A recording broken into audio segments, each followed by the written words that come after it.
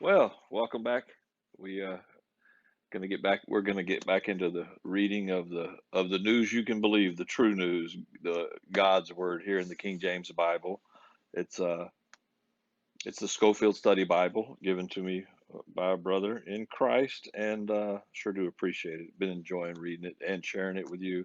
Again, this is I've already read John before, so this is you're getting to witness me reading a book in the Bible, rereading a book in the Bible for the first time ever. So one thing I mentioned the artwork before in one of the hotels.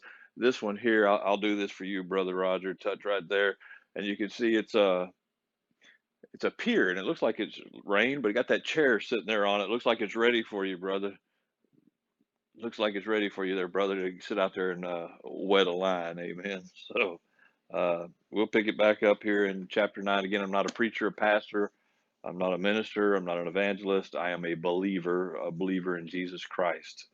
And I want to get on into reading the word. So here we go, chapter 9.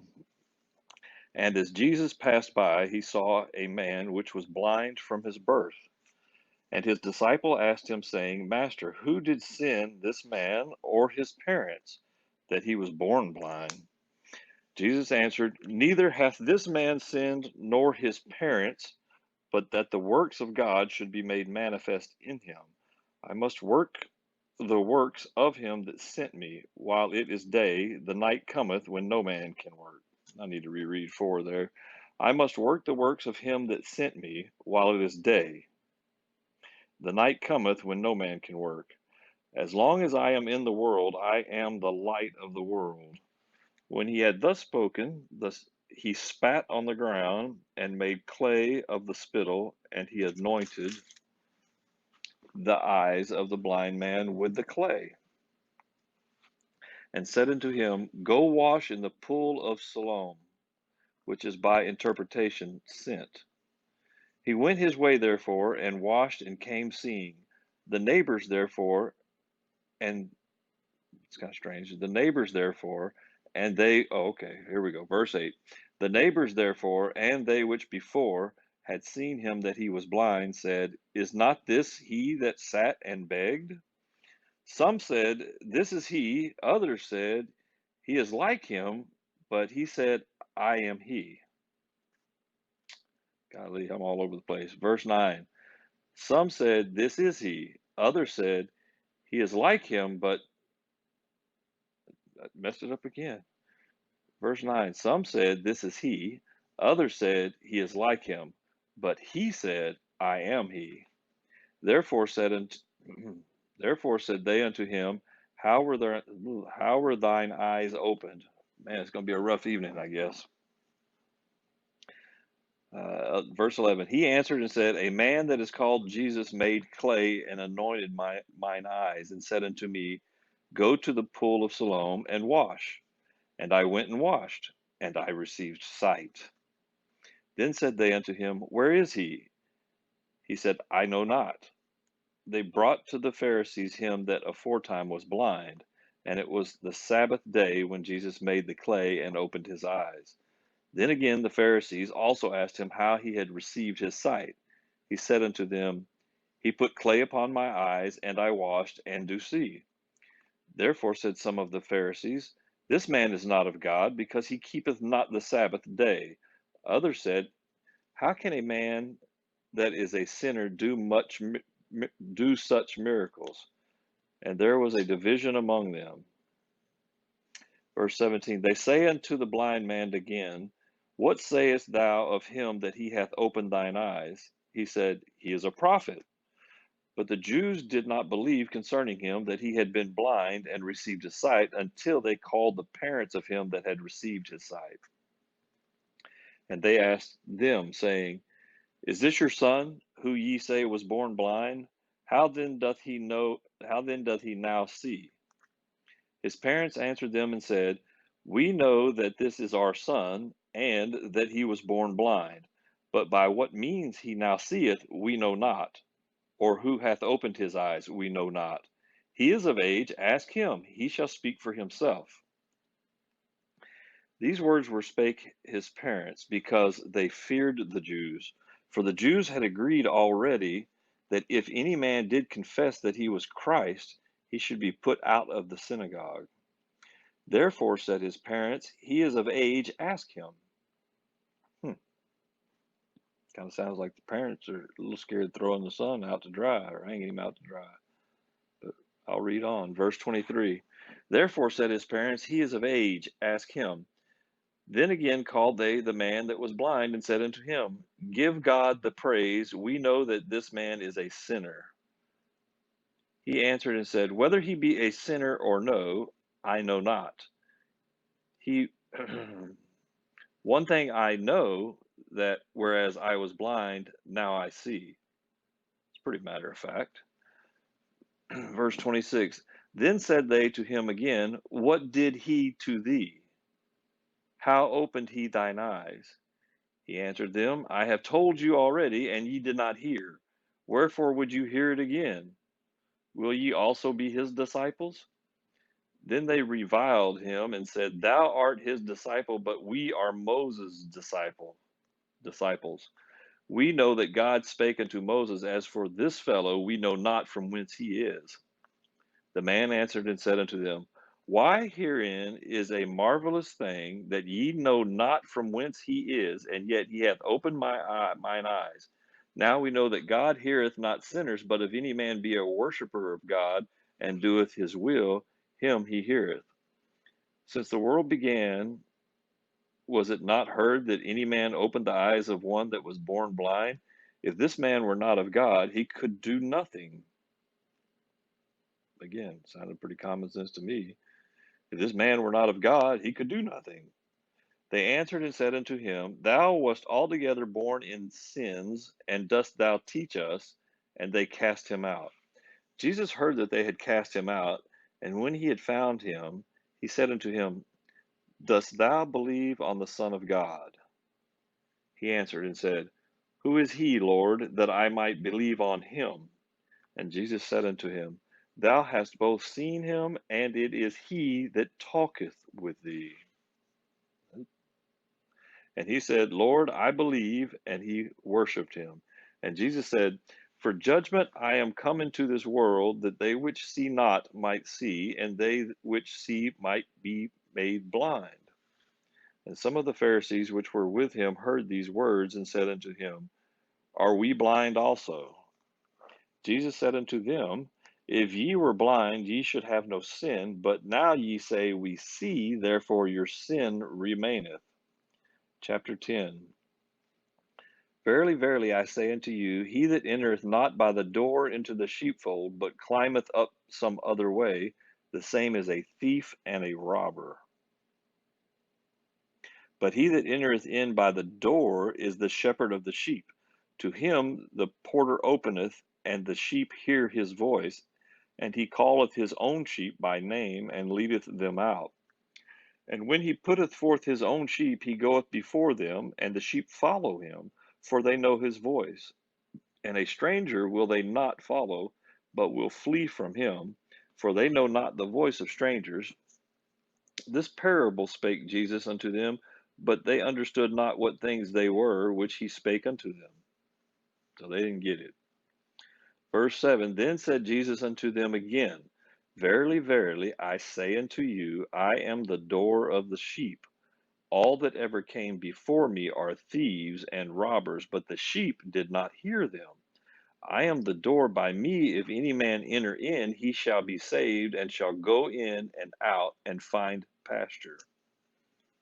The thief cometh not but for to steal, and to kill, and to destroy.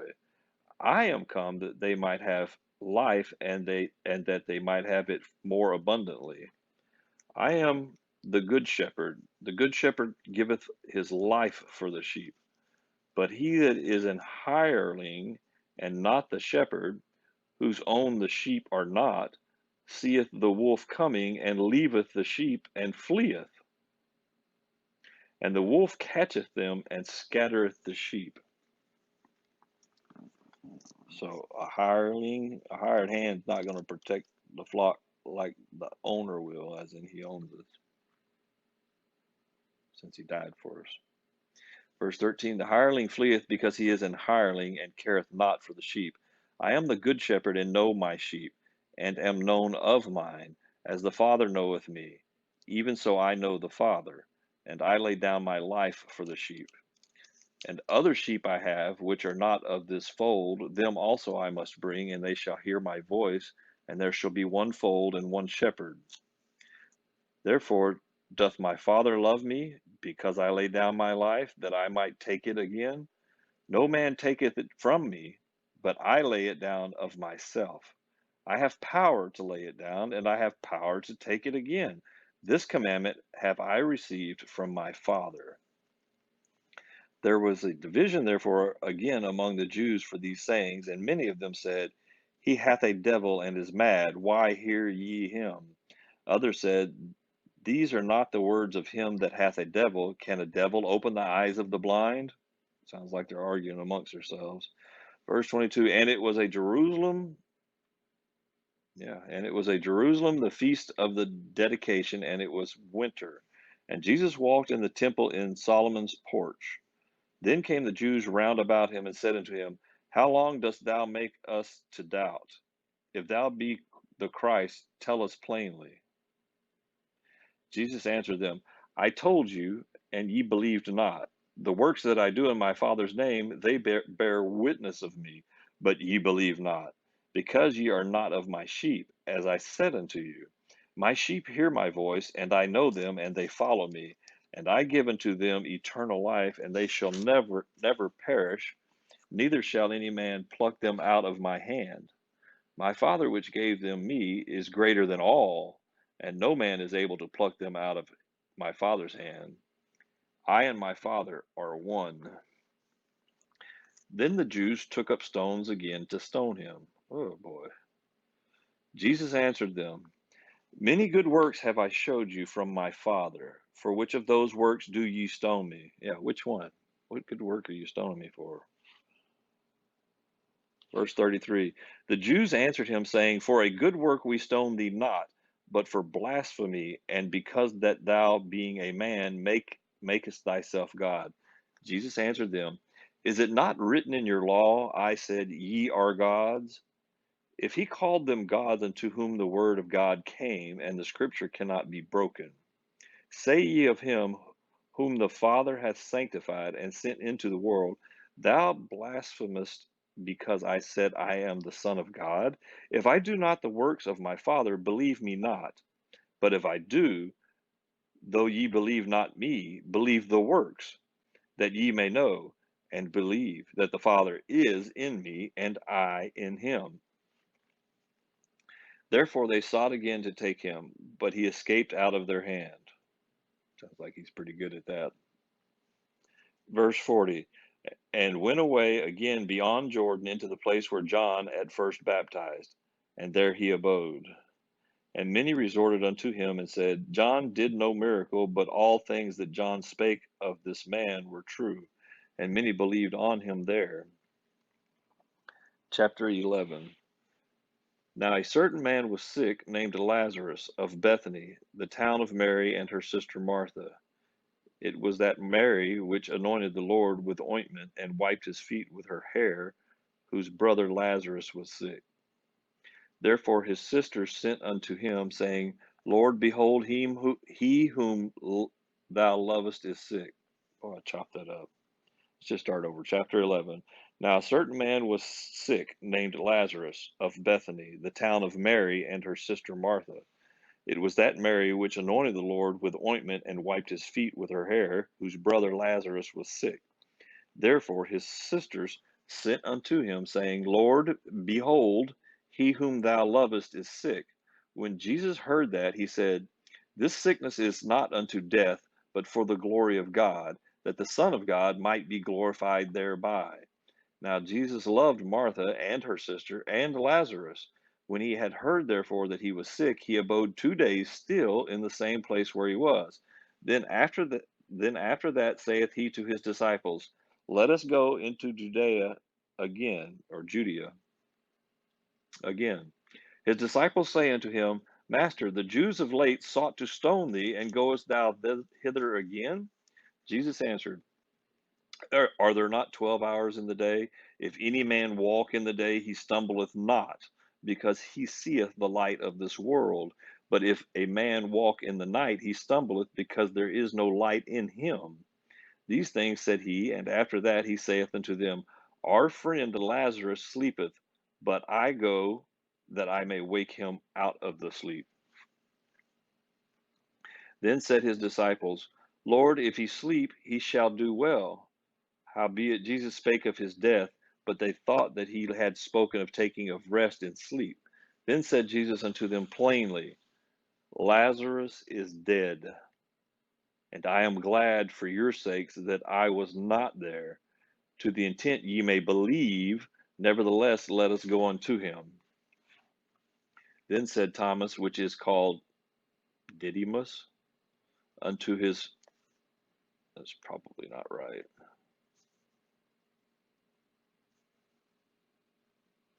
meaning I probably didn't pronounce it right. Verse 16, then said Thomas, which is called Didymus, unto his fellow disciples, Let us also go, that we may die with him. Then when Jesus came, he found that he had lain in the grave 4 days already. Now Bethany was nigh unto Jerusalem, about 15 furlongs off. And many of the Jews came to Martha and Mary. I'm going to highlight that furlong, because I've read it a few times now, and I've said I don't know how long that is, so I'm going to highlight it so when I see that, I'll ask, and I'll get back to you on what that answer is. Now Bethany was nigh unto Jerusalem, about 15 furlongs off, and many of the Jews came to Martha and Mary to comfort them concerning their brother. Then Martha, as soon as she heard that Jesus was coming, went and met him, but Mary sat still in the house. Then said Martha unto Jesus, Lord, if thou hadst been here, my brother had not died. But I know that even now, whatsoever thou wilt ask of God, God will give it thee. Jesus saith unto her, Thy brother shall rise again. Martha saith unto him, I know that he shall rise again in the resurrection at the last day.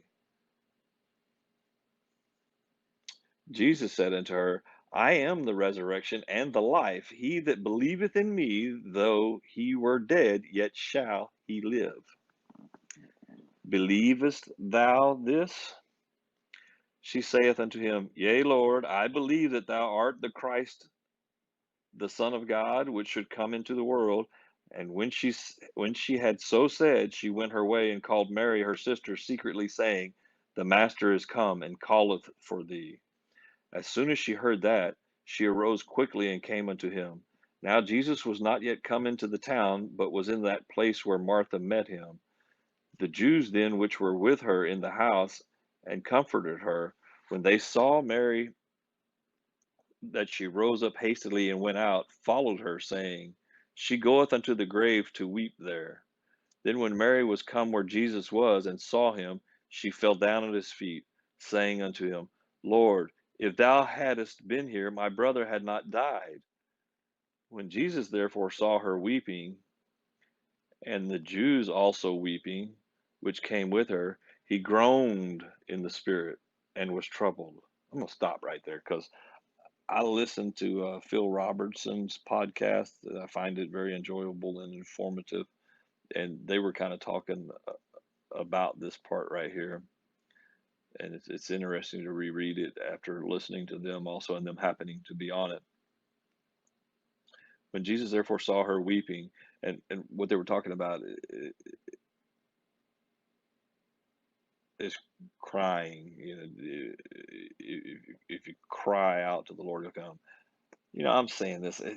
I've been listening to so many people. I'm not sure if it was Duck Dynasty or somebody else, and I don't want to offend anybody, but I recently heard it from somebody that he really, if you cry out to him, he's going to answer you. And hearing that, and then reading this, I'm starting to put two and two together. When Jesus therefore saw her weeping, and the Jews also weeping, which came with her, he groaned in the spirit and was troubled, and said, Where have ye laid him? They said unto him, Lord, come and see. Jesus wept. Now Jesus is crying. Verse 36, Then said the Jews, Behold how he loved him. And some of them said, Could not this man, which opened the eyes of the blind, have caused that even this man should not have died? Jesus, therefore, again groaning in himself, cometh to the grave. It was a cave, and a stone lay upon it. Jesus said, Take ye away the stone. Martha, the sister of him that was dead, saith unto him, Lord, by this time he stinketh, for he hath been dead 4 days. Jesus saith unto her, Said I not unto thee that if thou wouldest believe, thou shouldest see the glory of God? Then they took away the stone from the place where the dead was laid. And Jesus lifted up his eyes and said, Father, I thank thee that thou hast heard me, and I knew that thou hearest me always. But because of the people which stand by, I said it, that they may believe that thou hast sent me. And when he thus had spoken, he cried with a loud voice, Lazarus, Lazarus, come forth. And he that was dead came forth, bound hand and foot with grave clothes, and his face was bound about with a napkin. Jesus saith unto them, Loose him and let him go. Verse 45. Then many of the Jews which came to Mary and had seen the things which Jesus did believed on him. But some of them went their ways to the Pharisees and told them what things Jesus had done. Then gathered the chief priests and the Pharisees a council and said, What do we? For this man doeth many miracles. If we let him thus alone, all men will believe on him, and the Romans shall come and take away both our place and nation. And one of them, named Caiaphas, being the high priest that same year, said unto them, Ye know nothing at all, nor consider that it is expedient for us that one man should die for the people, and the whole nation perish not. Sounds like they want to trade Jesus to save everybody in the town. Don't think that's going to work out for them. Let me back up a little bit. 47. Then gathered the chief priest and the Pharisees a council. Then gathered the chief priest and the Pharisees a council, and said, What do we? For this man doeth many miracles. If we let him thus alone, all men will believe on him, and the Romans shall come and take away both our place and nation. And one of them, named Caiaphas, being the high priest, that same year said unto them, Ye know nothing at all, nor consider that it is expedient for us that one man should die for the people, and that the whole nation perish not. And this spake he not of himself, but being high priest that year, he prophesied that Jesus should die for that nation, and not for that nation only, but that also he should gather together in one the children of God that were scattered abroad. Then from that day forth they took counsel together for to put him to death. Jesus therefore walked no more openly among the Jews, but went thence unto a country near to the wilderness, into a city called Ephraim, and there continued with his disciples. Verse 55. And the Jews' Passover was nigh at hand, and many went out of the country up to Jerusalem before the Passover to purify themselves. Then sought they for Jesus, and spake among themselves as they stood in the temple, What think ye, that he will not come to the feast? Now both the chief priest and the Pharisees had given a commandment that if any man knew where he were, he should show it, that they might take him. I don't want to go over, so I'm going to stop right there. No, one more. Chapter 12. Then Jesus, 6 days before the Passover, came to Bethany, where Lazarus was, which had been dead, whom he raised from the dead. There they made him a supper, and Martha served, but Lazarus was one of them that sat at the table with him. Then took Mary a pound of ointment of spikenard, very closely, Verse 3. Then took Mary a pound of ointment of spikenard, very costly, and anointed the feet of Jesus, and wiped his feet with her hair, and the house was filled with the odor of the ointment. Then saith one of his disciples, Judas Iscariot, Simon's son, which should betray him, Why was not this ointment sold for 300 pence and given to the poor? Then he said, This he said, not that he cared for the poor, but because he was a thief and had the bag and bare what was put therein. So he's skimming. Then said Jesus, Let her alone. Against the day of my burying hath she kept this. For the poor always ye have with you, but me ye have not always. Much people of the Jews therefore knew that he was there, and they came not for Jesus' sake only, but that they might see Lazarus also, whom he had raised from the dead. But the chief priests consulted that they might put Lazarus also to death. Oh boy. Verse 11, because that by reason of him many of the Jews went away and believed on Jesus. On the next day, much people that were come to the feast, when they heard that Jesus was coming to Jerusalem, took branches of palm trees and went forth to meet him, and cried, Hosanna, blessed is the King of Israel that cometh in the name of the Lord. And Jesus, when he had found a young ass, sat thereon, as it is written, Fear not, daughter of Sion, behold, the King cometh sitting on an ass's colt. These things understood not his disciples at the first, but when Jesus was glorified, then remembered they that these things were written of him, and that they had done these things unto him. Fear not, daughter of Sion, behold, thy cometh sitting on an ass's colt. These things understood not his disciples at the first.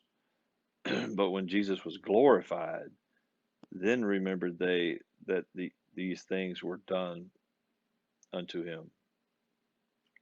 Verse 17. The people therefore that was with him when he called Lazarus out of his grave and raised him from the dead bear record. For this cause the people also met him, for that they heard that he had done this miracle. The Pharisees therefore said among themselves, Perceive ye how ye prevail nothing? Behold, the world is gone after him. And there were certain Greeks among them that came up to worship at the feast.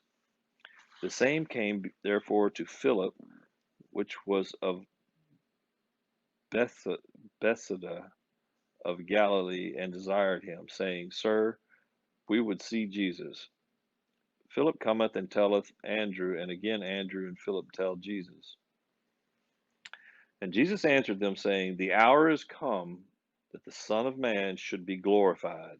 Verily, verily, I say unto you, except a corn of wheat fall into the ground and die, it abideth alone. But if it die, it bringeth forth much fruit.